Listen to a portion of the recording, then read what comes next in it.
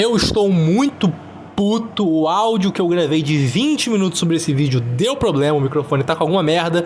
Tive que regravar no OBS, agora tô tendo que regravar trechos que ficaram errados no OBS por causa desse microfone de bosta. Enfim, o que eu quero dizer com isso é que vai ter picos no áudio que são momentos completamente diferentes que eu tive que regravar com o celular e em um ambiente diferente do que eu normalmente gravo com o microfone. Então vocês vão notar a diferença assim, absurda de tom, de fundo, mas é a vida.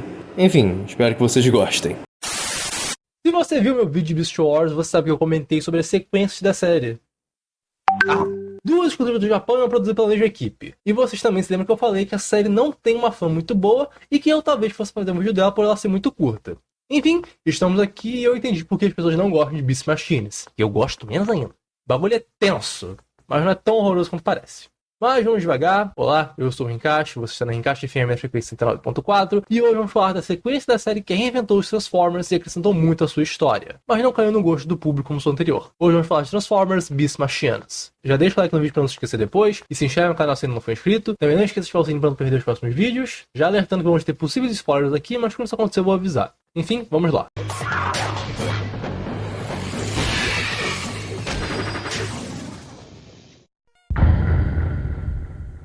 Bom, aqui nós já vamos começar com spoilers, porque Beast Machines é uma sequência direta de Beast Wars, então eu vou precisar falar um pouquinho no final dela, apesar de ser meio óbvio. Eu não vou contextualizar nada de Beast Wars aqui, porque eu realmente espero que você tenha visto no meu outro vídeo. Deixe de ser preguiçoso, tá aí na descrição e no card aqui em cima. Enfim, após derrotarem Megatron, os Maximals achavam que finalmente teriam paz a voltar para Cybertron, mas alguma coisa ocorreu e deu uma merda federal. Todos acordam a Cybertron desolada, sem memória do que aconteceu e sem poder se transformar e por algum motivo em suas formas originais. Antes que eles possam entender alguma coisa, eles são atacados por robôs muito diferentes dos que eles lembravam de sua casa, o que os força a fugir para o subterrâneo. Lá eles são guiados por Optimus, que estava tendo visões que os levaram até o oráculo de Cybertron, que formaram seus corpos em novas versões. Enquanto aprendem a lidar com esses novos corpos, eles descobrem que tudo isso aconteceu porque Megatron, de alguma forma, conseguiu dominar todo o planeta, usando Viacons remotos e aprisionando as centelhas de todos os Cybertronianos, tudo pela sua busca de perfeição tecnológica. Agora os Maximals, com números reduzidos, precisam descobrir o que aconteceu no final das guerras, como derrotar Megatron, que agora controla o planeta inteiro e tem um exército extremamente destrutivo a seu dispor, e salvar as centelhas dos demais Transformers. Bom, a história é muito interessante, até certo ponto.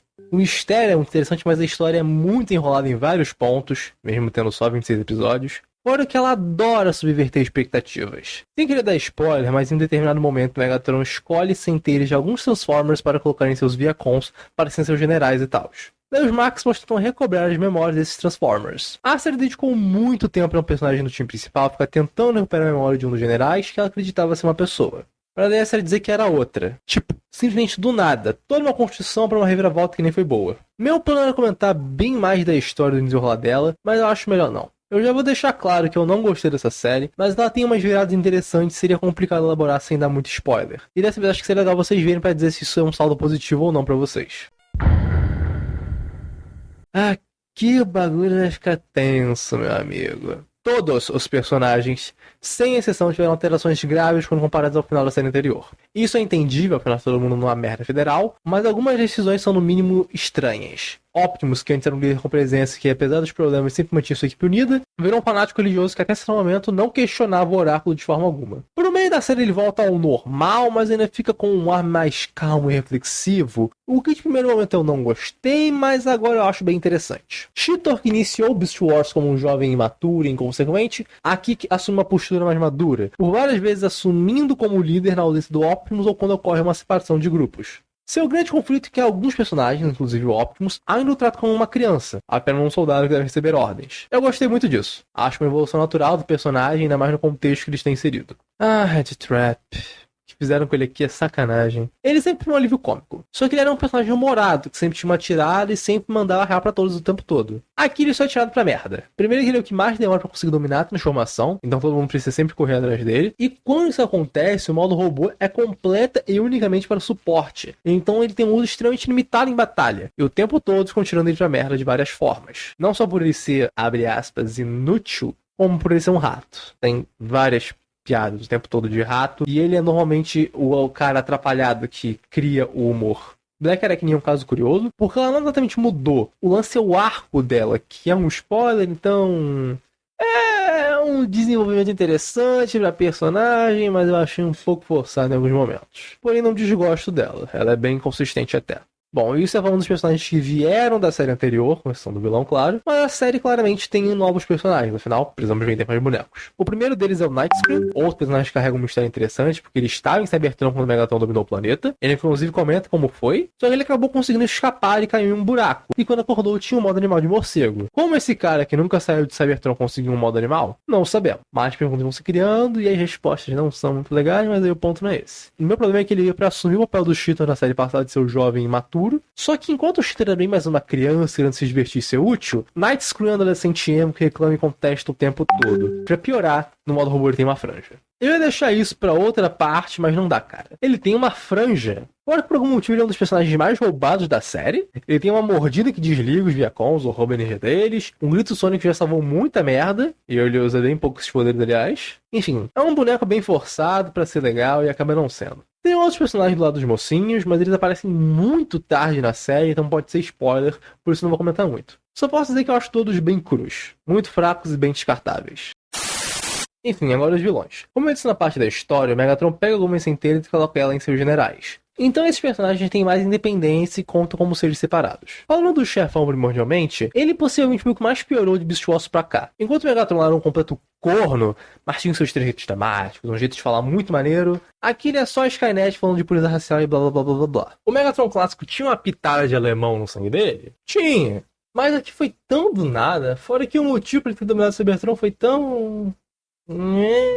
Foi claramente planejado, eu imagino, mas não deixa de ser besta. É só isso que eu tenho pra dizer, porque ele poderia levantar uma discussão interessante, afinal ele é a ordem forçada, enquanto o Optimus é o caos natural. Daria pra ser algo tipo Professor Xavier e Magneto, mas ele como personagem, na maioria do tempo, é só um vilão genérico que fica parado num canto sem fazer nada. Fora que em determinado momento da série ele muda de corpo e eu só consigo ver a cara do bicho do Scorn aqui. Agora os Minions personalizados, né? Então só isso mesmo. Eles inicialmente não são lá muita coisa, tem um bicho burro e grande, tem um comediante, tem esse cara. Ele tá aí e fica aí. O tipo de personagem que ninguém entende como sobreviveu a tanto. O grande lance é que eles têm um plot, quem eles eram antes viraram isso, e depois que eles são derrotados, novos generais surgem e tal.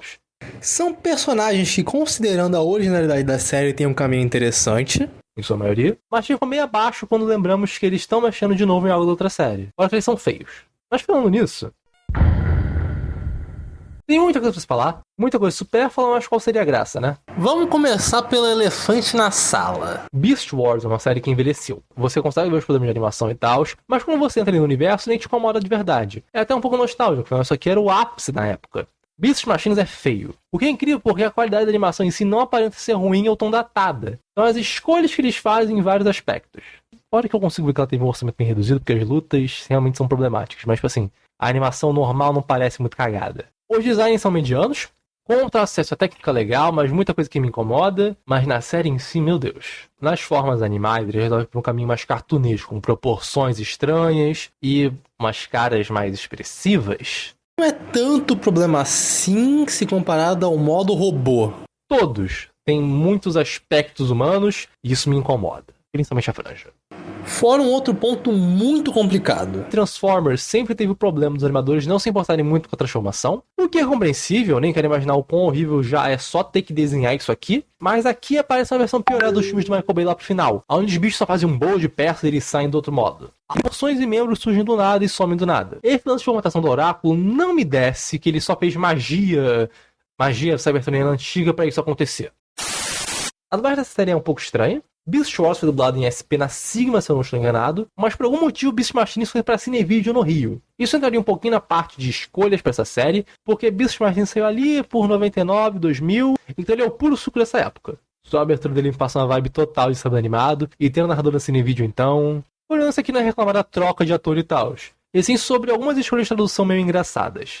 Ele sempre chama as centelhas de chama, o que é engraçado em retrospecto, mas ok, não é um problema, afinal. Spark pode se traduzir pra centelha ou chama. Por algum motivo que eu não sei, toda vez que eles vão se repetir o Optimus Primal, eles falam Primata Optimus. Isso com todos os personagens. E eu não sei por quê. Porque todos os outros nomes, eles não traduzem. Só o do Optimus. E não faz sentido. Pelo menos ele é mais consistente e eu não lembro de nenhuma troca de ator no meio da série como aconteceu na Sigma.